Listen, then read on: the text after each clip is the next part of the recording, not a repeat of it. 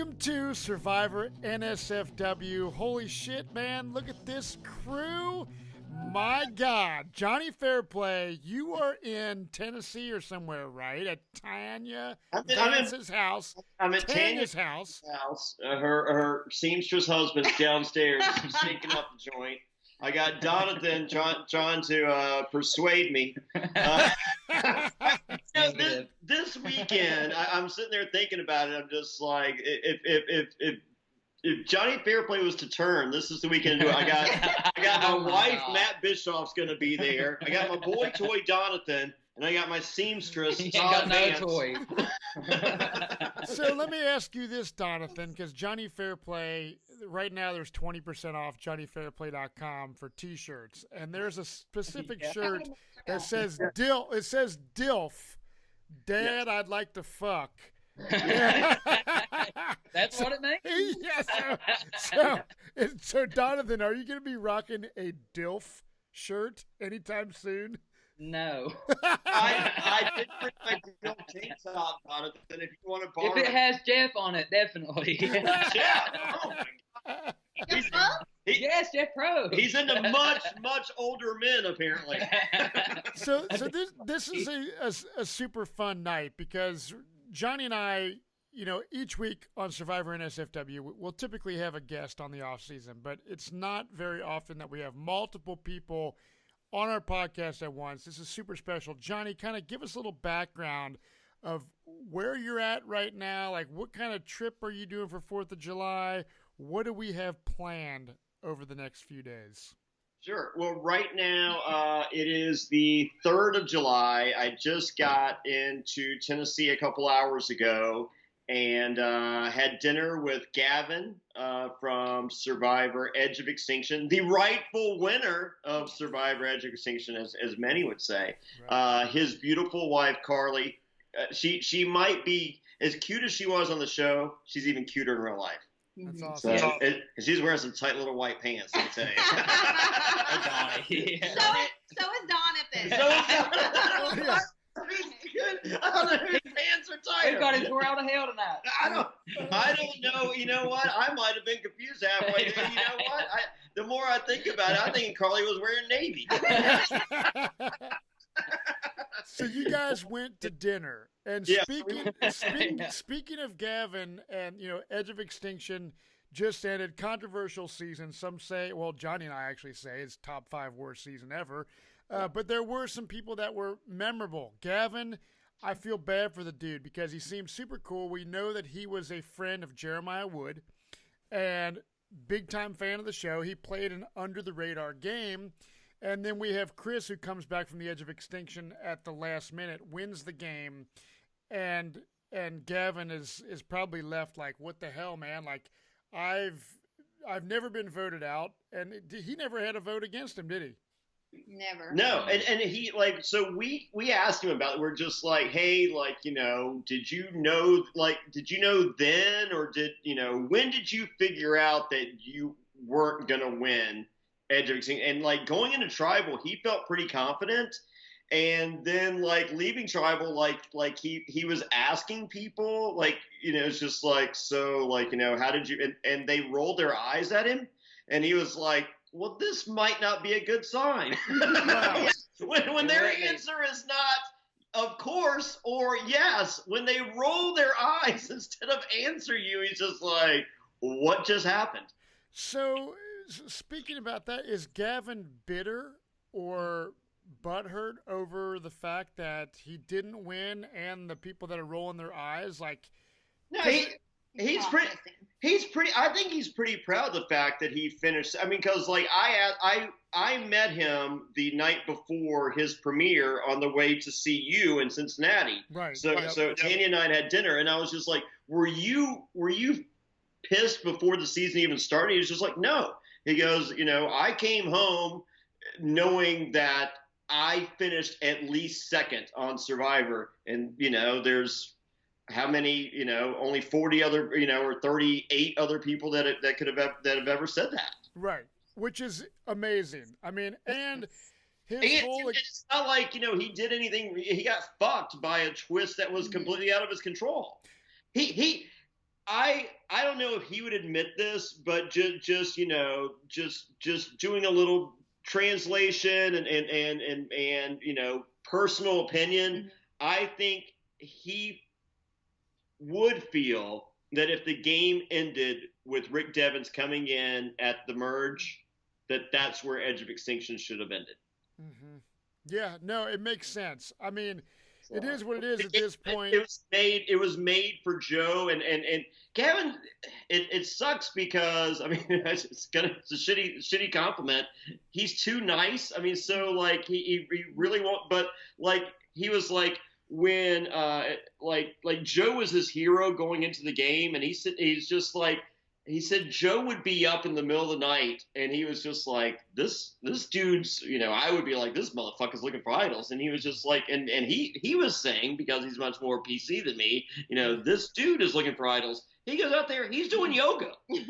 He ain't looking for, he don't care. Yeah. He like the guy like Ozzy's gameplay is horrific. Joe's is worse. Like when they show Joe, like you know, when they lose that challenge, and it's just like, you know, this could potentially be Joe going home, and they show him painting the flag, and you're just like, that's just, he goes, that's all he did. He Right. just painted, he goes, the guy never said one word to anybody. He was just like, whatever happens, happens. So yeah, that's pretty crazy. Like when you're coming back in this scenario, don't you think?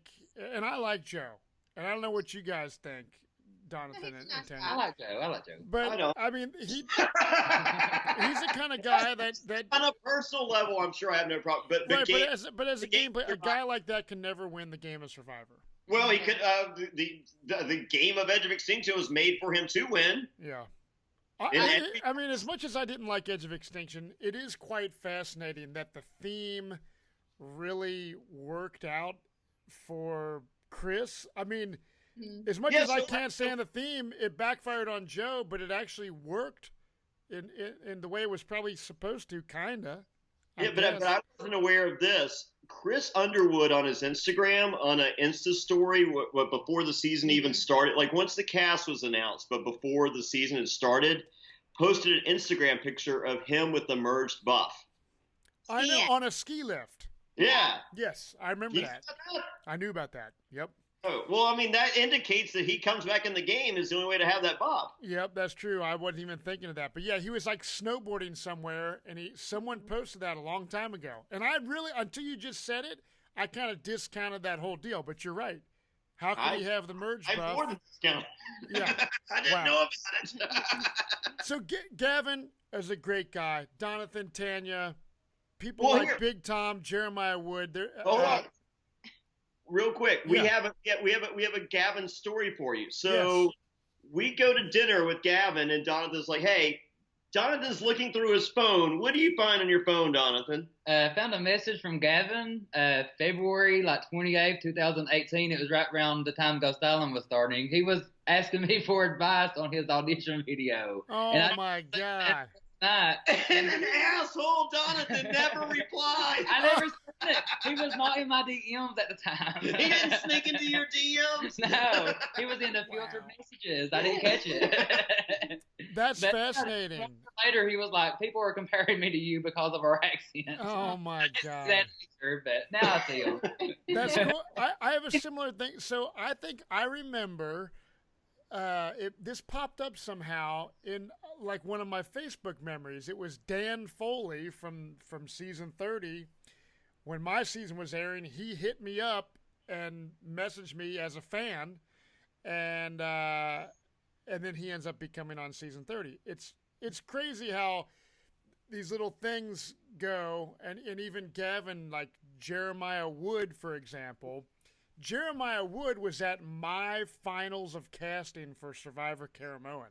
I would see him at the hotel, and I'm like, man, this, because I have notes on everybody. So This guy's pretty. yeah, I'm like good looking, model dude. And he ended up getting on a later season. So yeah, and Tyler Fredrickson from season 30 was also at my casting finals, and so was Max Dawson. All those people Max and Tyler end up on season 30, and same with Dan. And God, I wish I would have not made fans versus favorites and was on an all newbie season. But whatever. We're not talking about this. What I want to talk about, you guys are in Tennessee right now. Donathan, one of the sweetest dudes ever. Tanya, Big Tom, dudes like Jeremiah and Gavin and Nick Wilson. There is something about Southern people, Southern cast members that play Survivor. That Ralph dude. I mean, Roger Bingham, Kentucky Joe. Yeah, Roger Bingham. Greatest players ever. It's crazy because when I Tina West. What's that? Yeah, Tina Tina Wilson. There's something about these people. T-Bird, man, it's Oh wait. Sorry. No, there's something special about them, and I have always my whole life.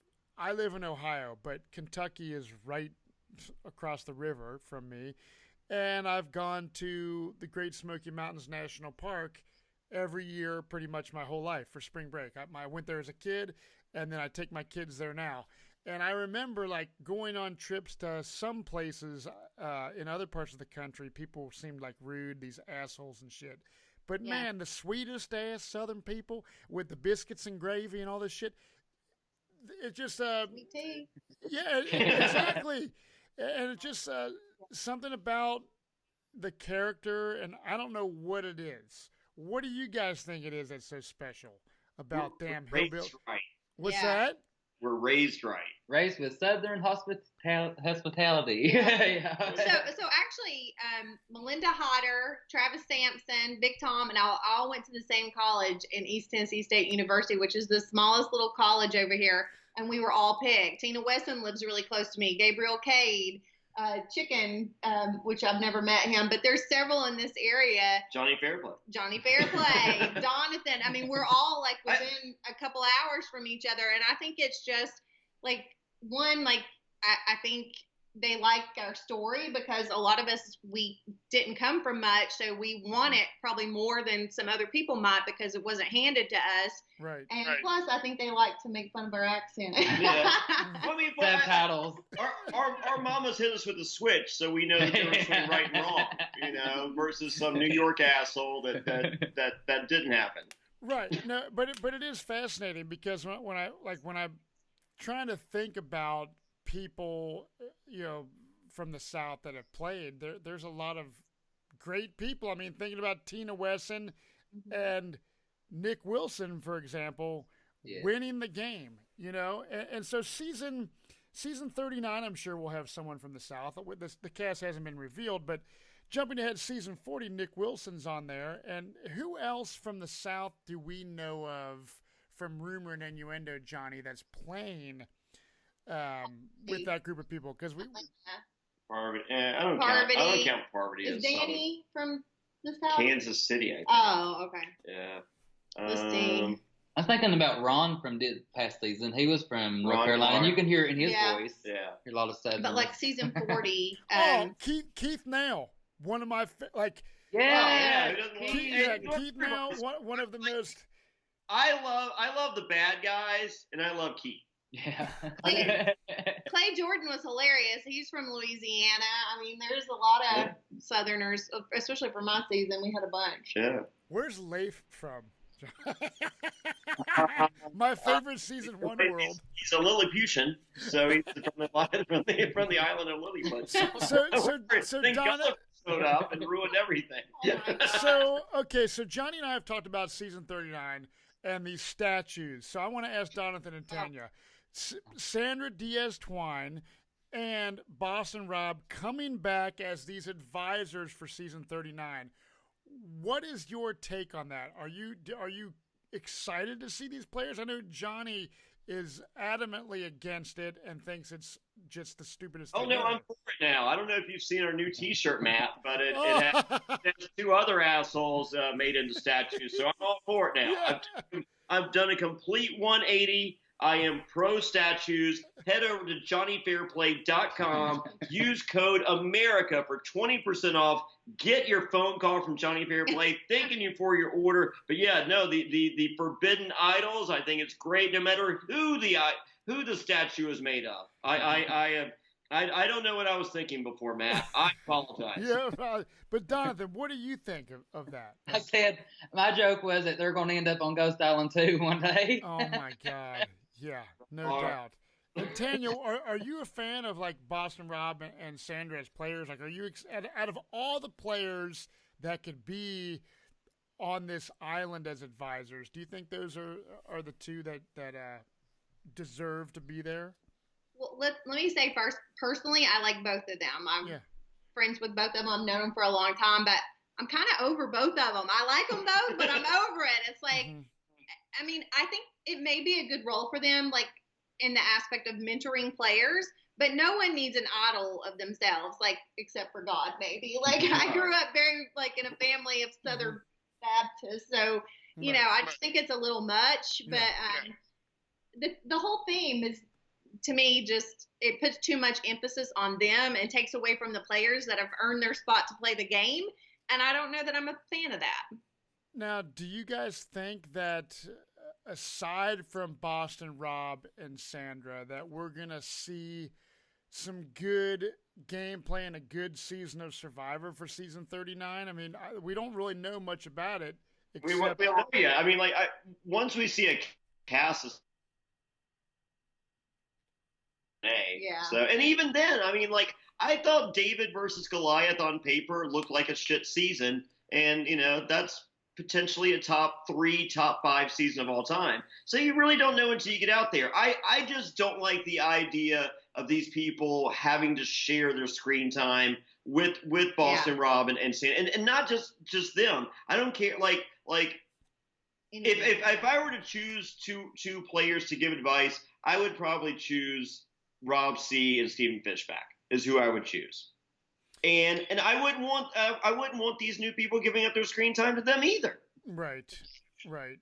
So I mean, the game of Survivor prior to season 39 has been played 38 times without two assholes telling people how to play it, with the exception of John fucking Cochran telling Debbie how to play and her not listening. Yeah, that's sometimes when they bring these players back for these weird. I mean, that was kind of bizarre. It's like almost like they were wanting some sort of reason to get Cochran back on the show. Yeah, I found no purpose in that when he was. I don't even went on this island with her. I remember them going on a boat, and she acted excited about it. It was stupid. Yeah, like they did a Survivor Israel. Mm-hmm. And I believe it's Survivor, and Rupert was the prize. Oh.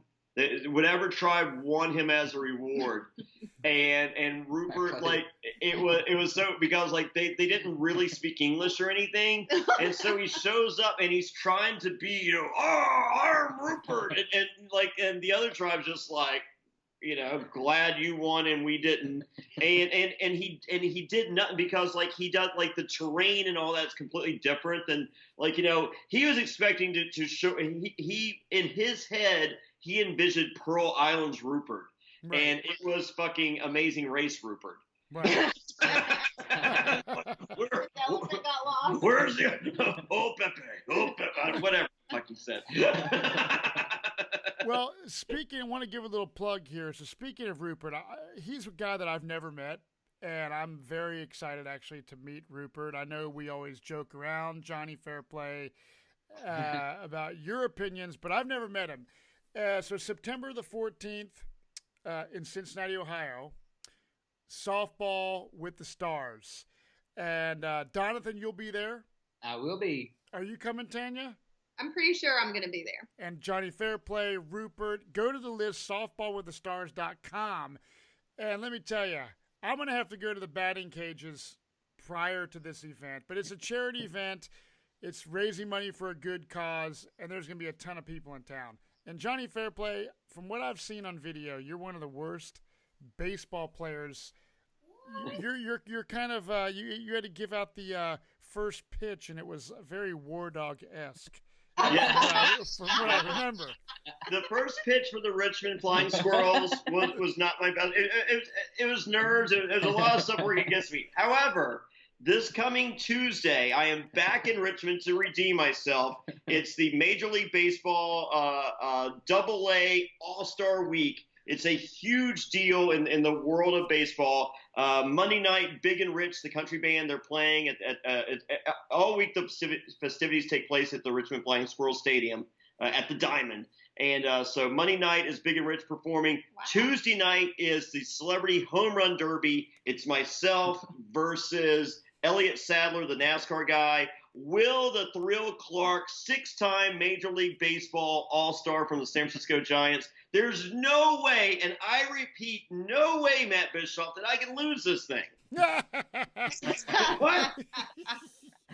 Home run derby, where are they going to put you, dude? Like 10 feet away from the home run line and let you just bunt it over or something? I don't know if you noticed, but I've been working out and I'm wearing a War Dog shirt. Fairplay.com. Oh, my God. So, 39, we don't know much about it. Season 40 seems to be more of a buzz in the Survivor community. They just got back. They just got back. Wendell posted a picture. People are posting pictures on social media. Wendell's hair looked, to me, did not look like Ponderosa hair. It didn't. And there's other people, Michelle Fitzgerald and Ben. Michelle Fitzgerald looking good. Yeah, and Ben. Pretty good. Ben does not have a beard. I almost didn't recognize him in a picture. What's that? He shaved. Ben shaved his beard. Yeah, he looks totally different. But like something like that is something that someone does. Like people do the crazy haircuts and the beard, and they do a lot of that on the Ponderosa. So let me ask you guys. So season 40, what is your guys' predictions of what is going to happen? I want to hear from Tanya and Donathan. We've heard a little rumors. I don't want to spoil it for anybody. So. No, I don't want to hear. Okay, no spoilers. No spoilers. So, what was your prediction before you heard anything? I predict Sandra out early just because if they don't, they're crazy. Well, I'm excited to see like Danny play, and I'm excited to see some of those people that we haven't seen in a long time that were winners. But also, I have to root for my guy Wendell. Voted for him, Gus Styling, and then Nick. The Southern guy. Right. The extra one. So those are the two that I'm rooting for. So, out of the cast, do you think that some people that won the game, like old school type players, have a disadvantage over the way Survivor's being played now in the new school fashion? Or do you think that all of these winners really are going to step up their game and old school, new school, whatever, does not play a factor, and it's going to be an even playing field of winners? Because I know there wasn't all these idols and twists and stuff like that, but I'm just wondering, could we kind of talk about that. It's like, could an old school player keep up with the way the new school games are being played? So do you think? Yeah, I think it's easier. I think it's easier nowadays than old school. And our thought, we talked about this a little bit at dinner, is I feel like if you just recently played, you might be, except for Sandra, who's won several times, so that obviously puts a target on your back big time. But these recent players, people just recently saw them. So when you think about Parvati and Danny and people who haven't played in a while, you're not going to feel as threatened as you would like a Wendell that just won, and you're still thinking about how they just won and what they did to win. So I almost feel like they have a bigger target because they're thinking, they're not as big of a threat because it's been a long time since they played. I almost think that might be an advantage. That's what I think too. Yeah. And also, Matt, with the new style of play with the idols, advantages, and all that, the early version of the game, the more primitive version, was more of a socially based game, and to win that, I feel you earned that more than lucking into. And I think those players have is the gameplay is immensely faster now. But I think as long as you can keep up, I think an older player has an advantage as far as pacing and the social dynamic, which is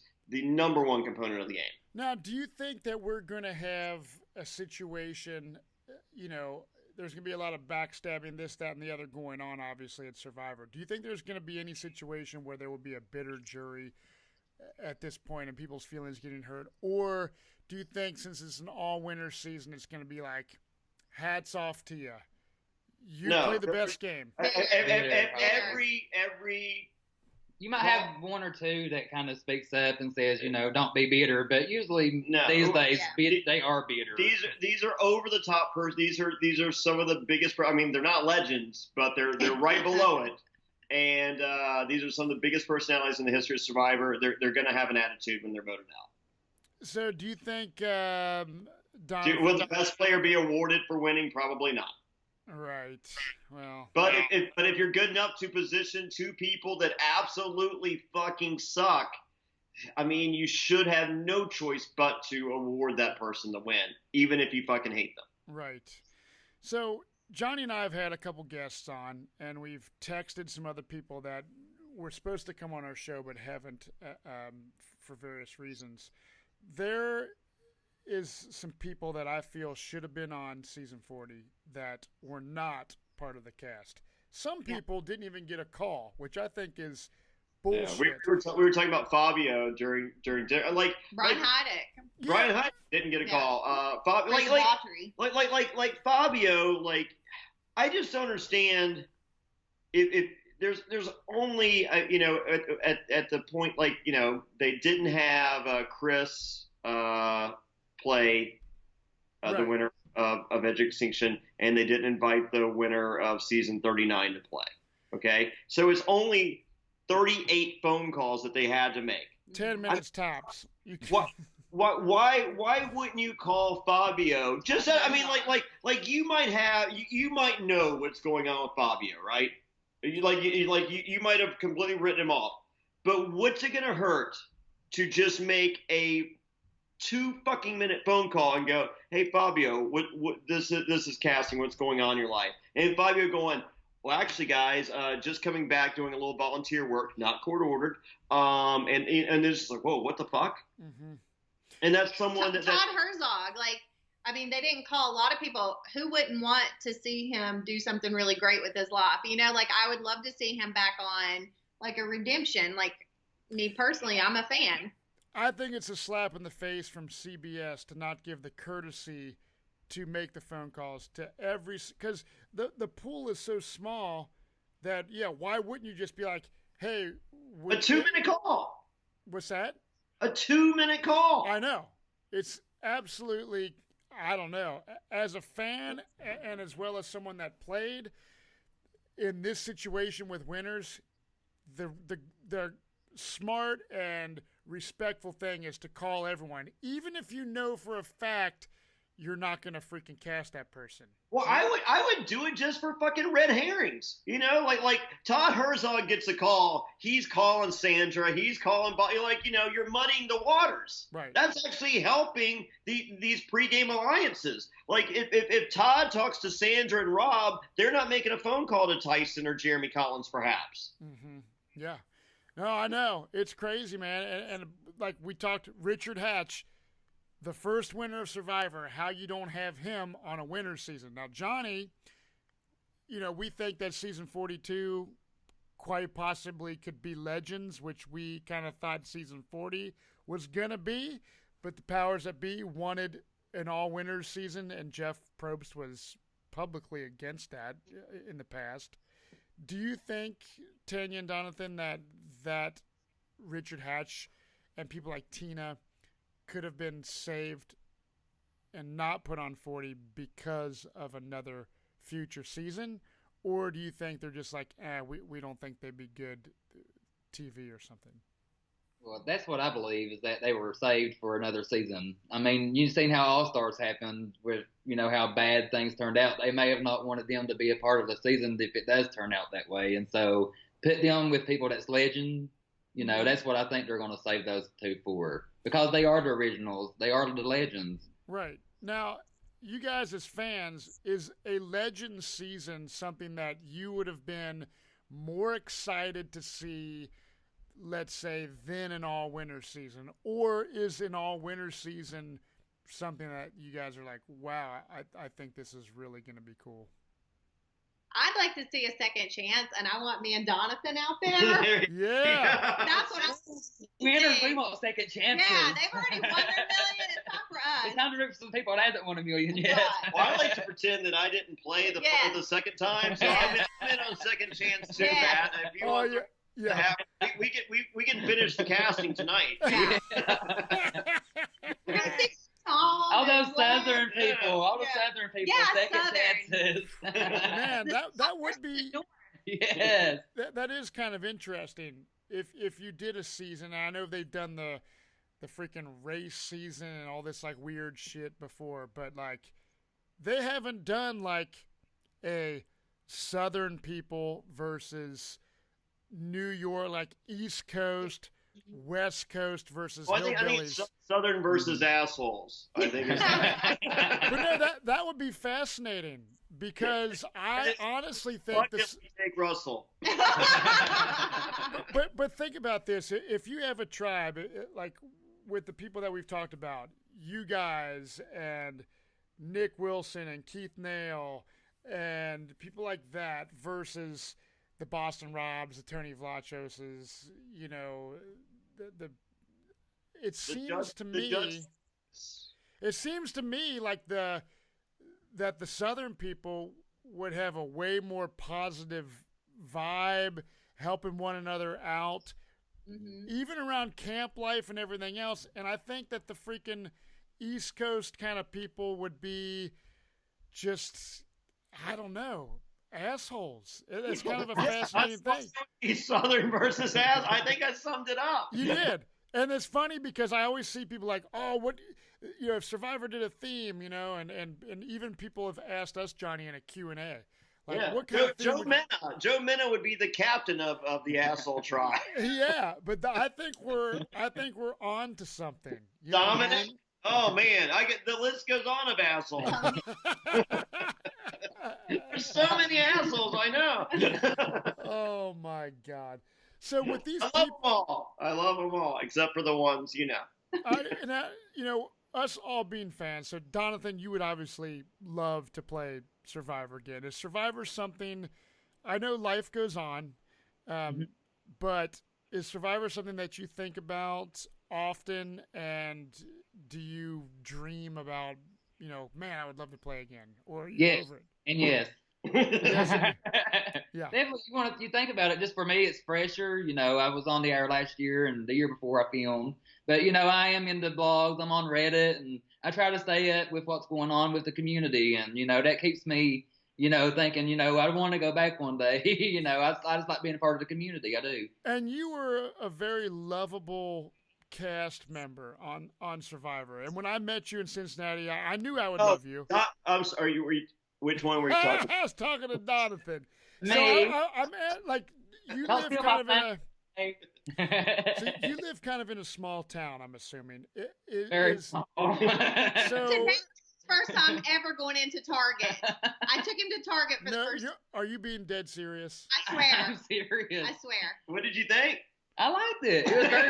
It's like a fancy wall. Looking at the wall. He's like, look at all that fancy red stuff on the back. I said it looks very red because I'm so used to our Walmart and it's all blue. Oh my God! It's so quiet in here. It's so quiet. Back at home, it's pretty loud right now. I quite honestly, I don't even know what to fucking say. The dude's never been to talk. What planet am I on? It's bad. And They get their check. And you know, she picked me up today. It's crazy. Yeah.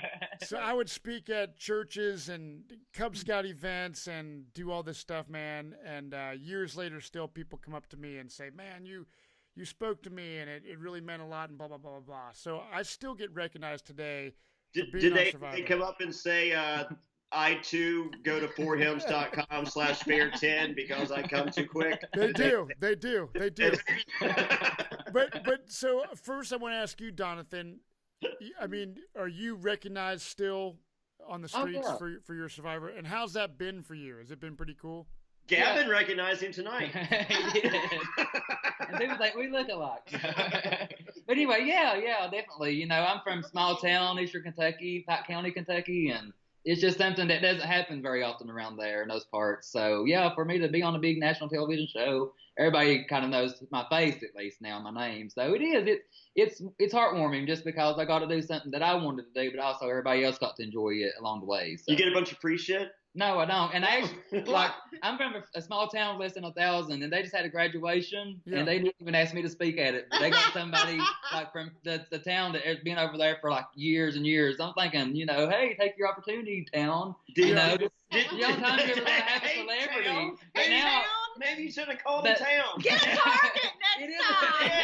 Did you tell them? But it is a town, Johnny. It's a town. Did you tell them you were interested in doing that? They know that I would do anything for them, but not no more. Oh, shit. I'm a big Target. I don't need your little city bullshit. You have already seen the truth bombs. I will let them out. Yeah. Now, Tanya, so your experience playing Survivor, was it a positive one? I know some people that, have a bad edit, or they come back and it really wasn't maybe what they thought it was going to be in their head. Was your experience a positive one, and what's your take on Survivor now, years later?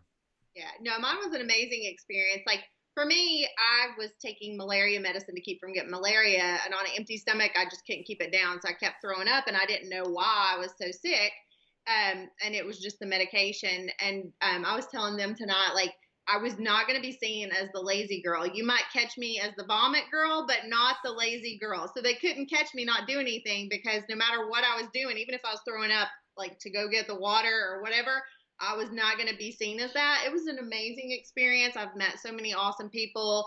Like, I feel like people didn't get to see who I really am because I was so sick.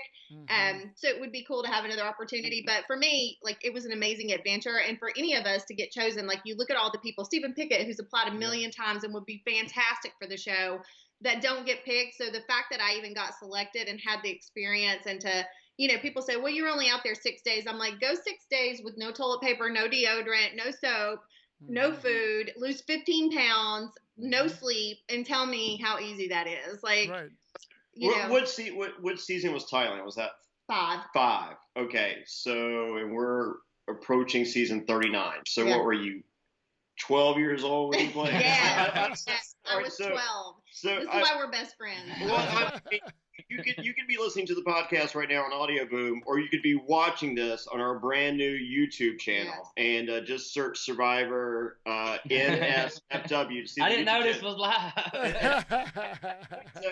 Fix my hair now. This girl is as beautiful as it gets. So the fact that you are on, that the math don't make no sense. So you better go kiss your mama and tell her thank you, because holy moly, look at you. Can't give Vance for second chances too. Yeah. To me, please. Yeah, she was a girl when she played before. She's a woman now. That's right. I am feisty. Like, I am really, really, that's the thing about Southerners too, is we're really nice, but you can piss us off, and then it's like from 0 to 100 like that. So what's feisty mean? Feisty? How do you spell that? Oh yeah, I mean it's true, and even it takes probably a lot to push you over the limit, but once you get there, you take no shit from people. Yeah. And I mean, we saw that, Jonathan, with you on Ghost Island with the truth bombs and getting pissed. I mean, that's exactly how it goes. Yeah, there was some funny stuff. Like we were talking during dinner. Like, some people saw Jonathan as possibly the kind of player that was kind of drugged to the end, perhaps. And it's just like Jonathan's doing everything, but like Jonathan's doing truth bombs because he's like, look, that's all I had left. My number one alliance member will not pull the trigger on these 2 motherfuckers that are gonna fuck her. Yeah. I'm throwing truth bombs. That's not someone being drugged. Yeah. That's someone throwing truth bombs. I'll never play that way again if I ever do get a play, but I wanted to be the player that kind of was in the middle and was the kind of the flip vote, because I know how people would underestimate me, and that's usually the position those people get in anyway, so why not try to take advantage of that? And then in Laurel, she was the same position, but, she got to 8, and I don't know if she was scared or not. That was our prime opportunity, and she went and flipped for, like, Chelsea to stay and Wendell to go. Right. But then she ended up biting her in the butt whenever she had to decide who that tie was at the end. So if she would have took the chance, she may have been more of a respected player and may have made the biggest move for the season and be remembered that way instead of being a tiebreaker. There was no saving that season, Jonathan. Well, that would have. No, it would. I liked his season. It would have saved it if Wendell would have went. Right. No, but it would have been saved. Let me tell you, if Wendell would have went, because it would have been an open game since then, and it just never happened that way. It was anticlimactic. I mean, there were boots like the Libby boot and like the split is what really was the worst part, I think, for me being in Ghost Island, because that kind of wrecked my game up. I had to play my idol. I was paranoid. I didn't have none of my people that I had made connections with in the merge, and there's things that Survivor can do to really mess with you, and that's probably the thing that messed with me the most out there was that split. Yeah. Oh, well, Tribe Swap on Survivor Caramoan blew up my whole game. It was done. We're going to throw this little twist, and on a fans versus favorites season, we were outnumbered. You get fucked. You already had everything against you. Let's just throw one more thing to And then I had the idol that was half and half. Like, I've never seen that before, and then I ended up being stuck around people that were there when I had to find it, I had to have their help because I was nervous that I wouldn't find it, somebody else would. Right. So if I would have found one piece of an idol and just had it for myself, that could have been a game changer for me, but it didn't work out that way. I kind of had two things that really hurt my game, I think, the first time. But I will never play that game again. I can tell you what, I mean, half the people you've mentioned a minute ago, Libby and Jenna. Half of them I don't even remember. So what I'm saying is you are a memorable person. So anyways, Jonathan, I was just saying, man, like a lot of people from your season aren't as memorable as you. You were one of the most memorable people. I mean, you had a lot of one against Dom and Wendell because, they're one of the greatest pairs. I love Dom and Wendell. And Libby still has the scratch marks from the outside her door on trying to get in. And Michael Yerger, he's beautiful. But it's another one. Oh, there you go, Tennessee, Michael Yerger. Yeah, but Tanya and Jonathan, it's been a pleasure having you guys on Survivor NSFW. I can't wait to see you guys this weekend. Yeah. Definitely going to be a highlight of the summer. I mean, I see Jonny Fairplay way too fucking much, so it's really. But no, I'm excited to see all you guys. We're going to have some fun times, and stay tuned, listeners. We're going to be doing some fun video stuff, and be on the lookout for our social media for pictures and fun stuff. But thank you guys very, very much. And Jonny Fairplay, you guys have a good night, and we'll see you next time on Survivor NSFW. Cheers. Follow our YouTube. Press subscribe. Win a buff.